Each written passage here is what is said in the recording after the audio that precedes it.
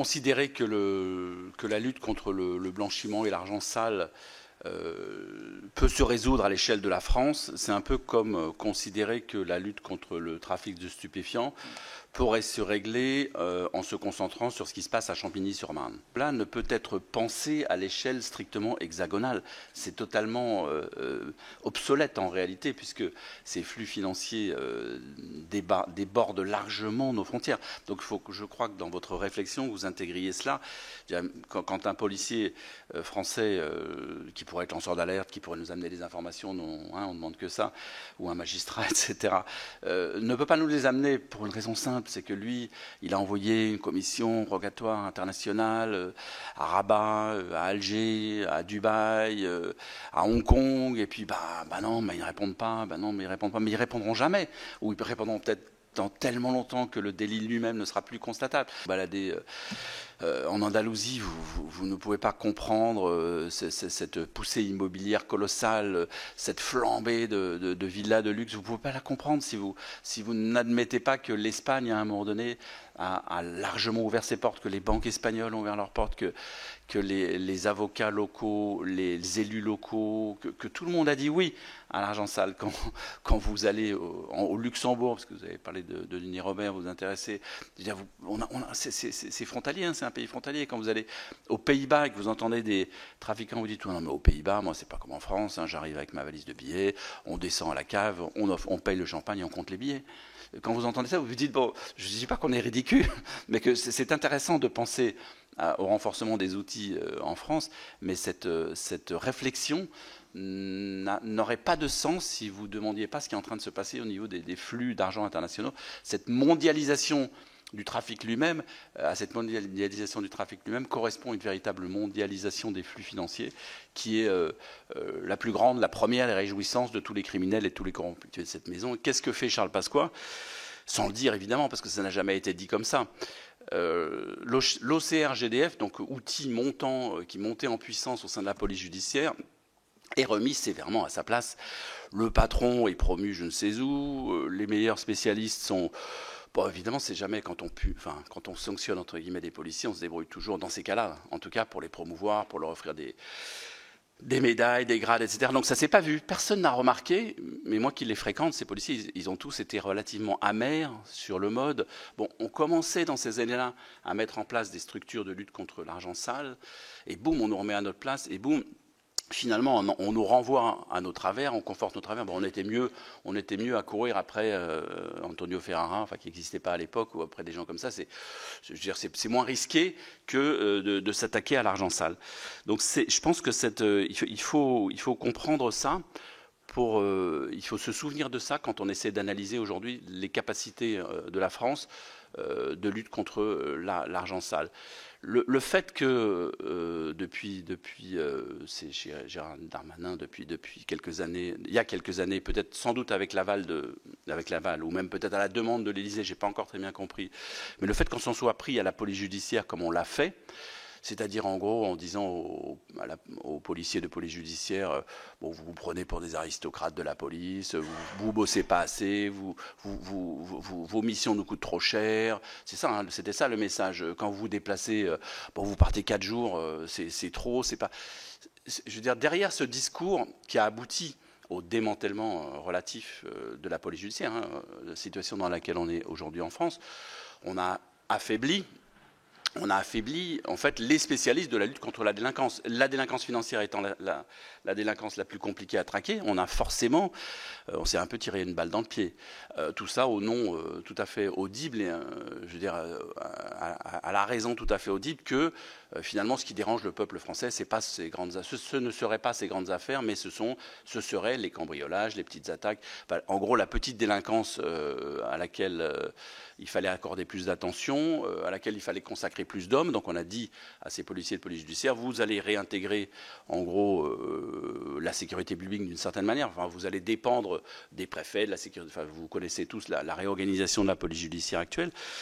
Je pense que c'est pas une bonne nouvelle. Enfin, cette réorganisation de la police judiciaire, pour écouter, moi, comme je le disais au début, des deux côtés, est une très bonne nouvelle pour les blanchisseurs d'argent sale, pour les trafiquants de stupéfiants, la démocratie, parce que ça impacte, ça déstabilise tout le rapport à la société, l'argent sale en réalité.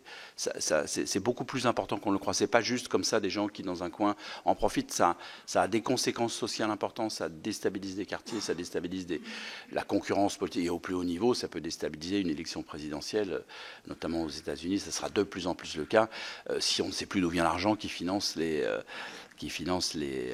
acteurs politiques, parce qu'on en arrive là au sommet. Donc ça, du bas en haut de la société, c'est un puissant déstabilisateur qu'il ne faut pas oublier. Donc le fait que cette histoire semble passer à la trappe est plus que troublant. Après les outils, moi je veux vraiment revenir au terrain et aux chiffres que je vous donnais tout à l'heure. À partir du moment où vous ne valorisez pas la lutte contre l'argent sale, parce que qui lutte contre l'argent sale? Des magistrats spécialisés qui doivent comprendre ce que leur racontent des policiers spécialisés. Donc, à partir du moment où la création du parquet national financier, c'est bien, mais c'est pas, ça ne suffit évidemment pas, parce qu'il faudrait à peu près partout dans toutes les juridictions, si on veut renverser la vapeur dans la lutte contre l'argent, contre le trafic de stupéfiants, et si on prend en considération le fait que leur saisir des tonnes de drogue ne les déstabilise pas énormément, parce que la drogue elle-même, faut quand même le dire, elle ne vaut rien en fait en soi.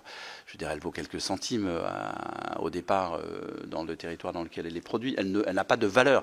Elle n'a de valeur que lorsqu'elle a passé des frontières, lorsque elle est rentrée sur un territoire, un pays consommateur. Et donc elle n'a de valeur que lorsqu'on y ajoute à ce prix initial du pied de cocaïne qui ne vaut rien, le prix de la corruption. En réalité, c'est ça qui fait que le gramme de cocaïne et le gramme de cannabis vaut cher. C'est parce qu'il a fallu corrompre. Il faut bien s'en rendre compte. Puisque si on avait la capacité d'aller se fournir directement dans la montagne en Colombie ou en Bolivie, ben ça vaut quelques centimes le pied. Ça vaut rien. Et donc, tout cet argent qui fait que ça vaut plus cher quand ça arrive aux consommateurs, c'est parce qu'on a acheté des gens. Parce qu'on a acheté des douaniers, des dockers, des machins, etc. Donc effectivement, si vous luttez contre la corruption, vous allez indirectement vous attaquer à cette circulation des produits stupéfiants, puisqu'ils passent de cette façon-là. Donc moi je répète ce que j'avais dit sur le fait que voilà, 860 enquêteurs en France un peu spécialisés, des enquêteurs qui sont tous vieillissants, qui ont l'impression qui vont tous sortir du jeu et que les plus jeunes seront de moins en moins spécialisés, on est sur une mauvaise pente. Donc il faut inverser cette pente. Le blanchiment d'argent aujourd'hui, c'est quelque chose qui allie pour moi des techniques issues non pas du Moyen-Âge mais du début du XXe siècle, c'est-à-dire des techniques extrêmement traditionnelles, extrêmement manuelles d'un côté, et de l'autre côté, la fintech. Et donc, vous allez devoir, à mon sens, vous intéresser aux deux aspects. C'est-à-dire que aujourd'hui, autant les banques, grâce à tous les accords internationaux, les grandes banques sont relativement sous contrôle en France. Je ne dirais pas la même chose pour les Pays-Bas, je ne dirais pas la même chose pour l'Espagne, où là j'ai des exemples concrets de gens qui me racontent aller avec des valises de billets en Europe, au sein de l'Europe, dans certaines banques, Luxembourg, Espagne. Bon, je ne dirais pas la même chose. Mais en France, globalement, les grandes banques, je ne dirais pas non plus la même chose de la Banque de Chine, des banques chinoises qui œuvrent sur les territoires français, mais globalement, les grandes banques françaises sont sous contrôle, globalement. Mais la fintech, elle est totalement hors de contrôle. C'est-à-dire que quand j'ai parlé il n'y a pas très longtemps avec un policier hyper spécialisé qui essayait de comprendre ce qui se passait et comment l'argent circulait. Mais il m'a dit, mais t'imagines même pas un instant, je veux dire, le virtuel, le monde virtuel qui est en train de se profiler, offre aux agents de la fintech et du blanchiment d'argent des horizons absolument colossaux, inimaginables. C'est-à-dire que tout peut être faux. C'est-à-dire qu'on a affaire à des sociétés virtuelles qui ouvrent du RIB à la société, tout est virtuel en réalité. Et à partir de là, en l'espace de 5 minutes, à partir d'un simple téléphone portable, faites-vous expliquer ça, parce que vous allez tomber du placard et vous allez vous dire, ah ouais, effectivement, c'est quand. Faites-vous expliquer comment, parce que je ne suis pas assez technique, mais comment en 5 minutes, à partir d'un ou deux téléphones portables sur lesquels vous avez accès à 20 ou 30 comptes en banque dans le monde entier, comment vous faites disparaître l'argent. Et faites-le vous expliquer, parce que vous allez faire. Il y a un policier qui avait cette image que j'ai trouvée très forte. C'est le blanchiment, me disait-il, c'est comme un caillou. Je vais rejoindre la métaphore sur l'eau de mon ami Fabrice. Le blanchiment, c'est comme un caillou jeté dans l'étang. Une fois que le caillou disparaît au fond de l'étang, les ondes s'estompent et disparaissent très très vite, et vous ne voyez plus rien.